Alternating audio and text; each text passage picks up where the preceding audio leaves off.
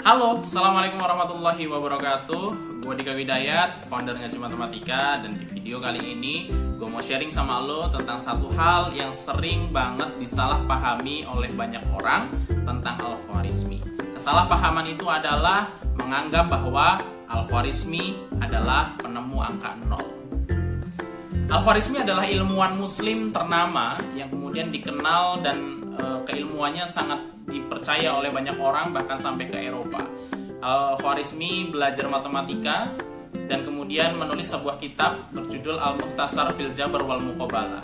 Di dalam kitab tersebut adalah ditulis oleh Al-Khwarizmi sebagai penemuan-penemuan beliau di bidang matematika yang kemudian disebut dengan Al-Jabar, yang kemudian menjadi cabang matematika yang kita pelajarin sampai sekarang.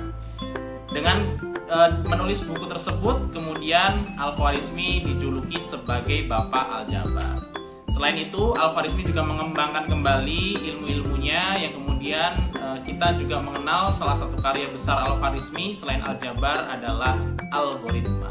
Yang mana dua hal tersebut, Al-Jabar dan algoritma, itu masih dipakai sampai sekarang dan sangat berjasa besar sebagai dasar dari pengembangan sains dan teknologi di era sekarang ini. Apalagi di era digital kali ini, itu sangat bermanfaat sekali dan sangat digunakan sebagai dasar dari pembentukan teknologi-teknologi digital. Nah, di samping itu ternyata ada salah satu kesalahpahaman yang kemudian dipercayai oleh banyak orang. Bahkan ada salah satu akun besar di Instagram yang kemudian menyebutkan bahwa Al-Khwarizmi adalah penemu angka 0. Sebetulnya Al-Khwarizmi itu tidak menemukan angka 0, yang mana Al-Khwarizmi belajar aritmatika dari seorang ilmuwan India yang kemudian dari satu kitab tentang perhitungan yang dari orang-orang India, yang kemudian Al-Khwarizmi setelah belajar itu menulis satu kitab yang berjudul Al-Hisab Al-Hindi, yang berarti adalah perhitungan India, yang mana Al-Khwarizmi belajar tentang aritmetika dari orang-orang India. Yang kemudian Al-Khwarizmi kembangkan lagi aritmetika India itu kemudian dikombinasikan dengan geometri Yunani, maka terlahirlah Al-Jabar. Kemudian Al-Khwarizmi memperkenalkan angka-angka yang ada di dalam kitab orang India tersebut, yang kemudian disebarluaskan sampai kepada orang-orang Eropa.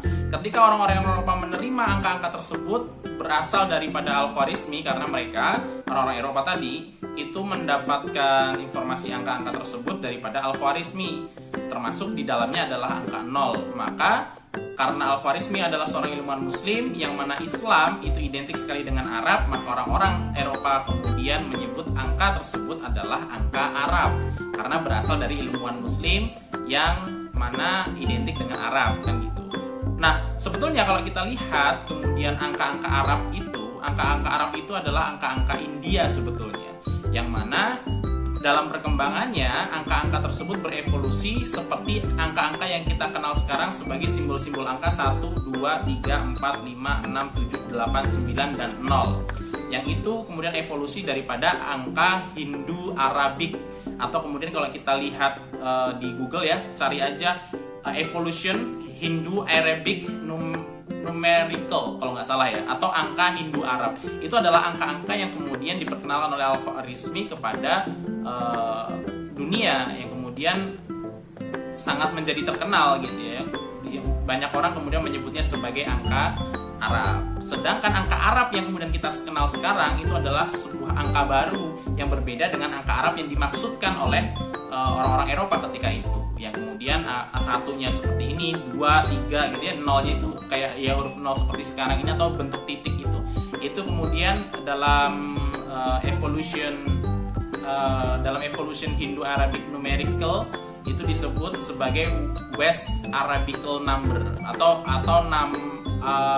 angka Arab Timur, yang kemudian kita kenal sekarang yang ada di dalam Al-Quran tersebut itu angka Arab Timur. Sedangkan angka Arab yang kemudian dimaksudkan yang diperkenalkan oleh Al-Khwarizmi itu adalah angka Arab Barat, yang mana itu merupakan adopsi daripada angka India yang kemudian semakin lama berevolusi. Kemudian kita kenal sekarang ini dengan angka Latin ya, yang 1, 2, 3 yang kita pakai sehari-hari dalam sekarang. Nah, sebetulnya Al-Khwarizmi ini bukanlah penemu angka 0. Kalau menurut Pak Mada Sanjaya PhD, salah satu dosen di UIN Sunan Gunung Jati Bandung, dan beliau juga merupakan peneliti dari literatur ilmuwan-ilmuwan muslim, kemudian mengatakan bahwa angka itu adalah produk budaya yang kemudian kita tidak tahu siapa penemunya, hanya kemudian disebarkan oleh Al-Khwarizmi, kemudian dikenal sebagai angka Arab oleh orang-orang Eropa karena yang membawa adalah Al-Khwarizmi sebagai ilmuwan muslim yang identik, yang mana Islam itu identik dengan